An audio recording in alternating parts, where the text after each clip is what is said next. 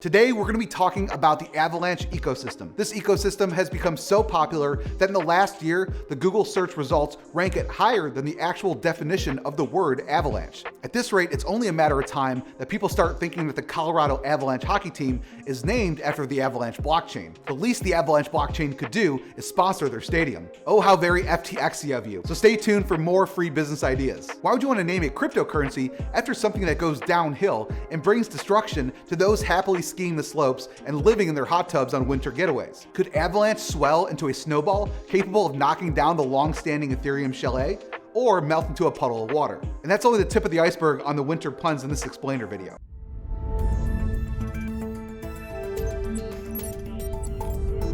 Hey everyone, it's Mark Thompson from CryptoMade, and today we're going to be covering Avalanche. But before we go too far in the video, remember to hit that like button, subscribe to our channel, and turn on notifications so you always get alerted when I post upcoming videos. Keep in mind that I am not a financial advisor. This content is used for educational and informational purposes only. It's important to talk to a financial advisor before making any investment decisions. And with that out of the way, let's go ahead and get started. Avalanche came onto the scene in 2018 after its design and paper was published anonymously under the name Team Rocket. We cannot confirm or deny if it's indeed the same Pokemon snatchers. A day later, it was picked up by a Turkish-American former professor at Cornell and was developed through his work as founder of AVAX and his team of developers. Eamon seems to know everything about Team Rocket that we don't. Avalanche was researched and developed by Ivy League University researchers, and it is fitting as its online reputation was that of a frat house. It had its popular guys like Suzu and its fraternity of Red Triangle supporters on Twitter. Its essence was more of the cooler, more physically fit and younger brother of Ethereum,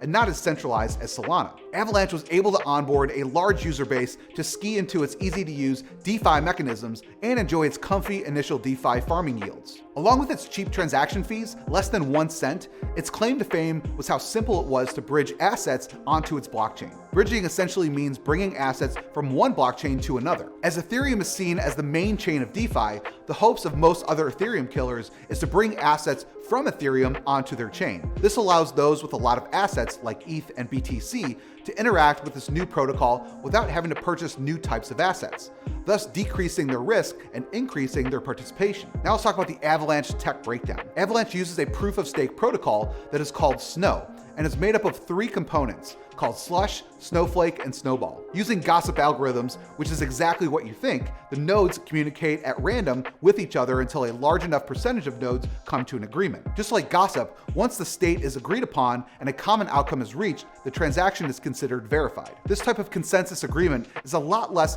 energy intensive than competing protocols such as Ethereum, and therefore requires much less hardware requirements for those interested in becoming a validator on the Avalanche network. Avalanche makes use of a DAG, or a directed acyclic graph. Think of it like a slightly more complex tree diagram. This means that the information can use more paths to reach its decision. This theoretically should allow for faster transactions compared to current versions of blockchains like Bitcoin and Ethereum. Avalanche's primary network contains 3 blockchains: the P chain, the C chain, and the X chain. In the X chain, the X stands for exchange. It is where new Avalanche native tokens, or ANTs, are created and the exchange of tokens between the core blockchains and their connected subnets. This network is the fastest of the chains, reported up to 4,500 transactions per second, but it's not where most people play. In the C chain, the C stands for contract. Think smart contracts. This is an instance of the Ethereum virtual machine. Think Ethereum on Avalanche. This is where the Avalanche DeFi world takes place. In the P chain, the P stands for platform. This is where validators must stake their AVAX to secure Avalanche's primary networks.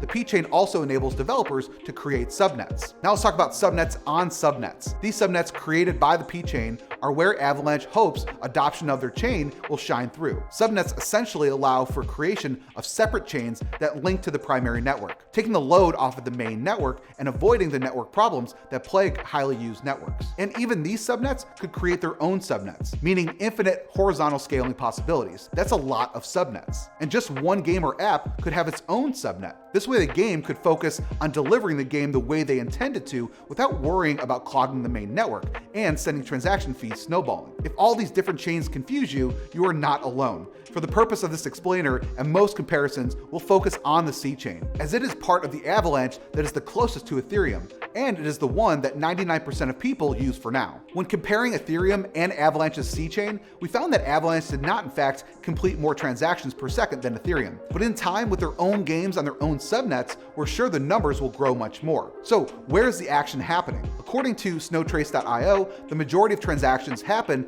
on the Trader Joe Decentralized Exchange, or DEX. Trader Joe has become a mainstay in the Avalanche ecosystem and has built up its offerings to include lending, new project incubations, and NFTs. Its easy-to-use interface with a Minecraft-esque theme makes it an enjoyable experience for those interacting with the Avalanche ecosystem for the first time. The NFT turn-based battle game Carbata is second in transactions on the network to Trader Joe. It is a turn-based battle game with passive ways to play to earn too. This game can be played from Android, Windows, Mac, and iPhone. While we haven't personally played it, we thought it was important to note that it's one of the most used dApps on the AVAX ecosystem. Now let's talk about Decentralized and price action. From its September 2020 low of 85 cents, AVAX saw their price reach the peaks at a summit of $151 in November of 2021. This was a snowball of growth that reached 177x just in time to take those gains to the chalet of Aspen in the Rocky Mountains for the winter holidays. But to see if regular investors like you and me benefited from the price rise, let's see the price that early investors bought AVAX for. AVAX had a set price of 33 cents for its seed sale.